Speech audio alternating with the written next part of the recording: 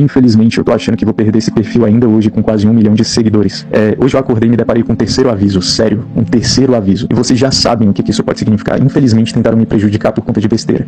Ontem eu tinha falado sobre isso aqui, eu já tô me resolvendo com a pessoa. Chega e fala, eu fiz um vídeo sobre você, chega e fala que não gostou. A gente vai tentar se resolver, beleza?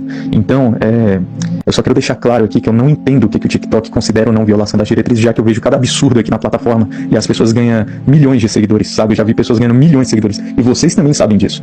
Com cada absurdo, mas enfim, para evitar que isso seja nosso último contato, eu recomendo que vocês me sigam no meu perfil secundário, que eu vou estar seguindo nessa conta aqui. Eu sigo pouquinhas pessoas, 8 pessoas só, então é Eclipse Othon, vocês vão encontrar fácil lá. Meu Instagram lá, vocês têm curiosidade de ver meu rosto lá, mostra um pouco, Victor Tom, Victor com 2 i, tá? E também o meu canal no YouTube, que vai ser mais editado, mais inteligente, mais elaborado, eu vou mostrar o rosto lá também para ter um contato mais direto com vocês, que é Eclipse Othon também, beleza? Então é isso, mesmo que vocês não escutem a minha voz, eu quero que vocês saibam de uma coisa: o Tom não para nunca.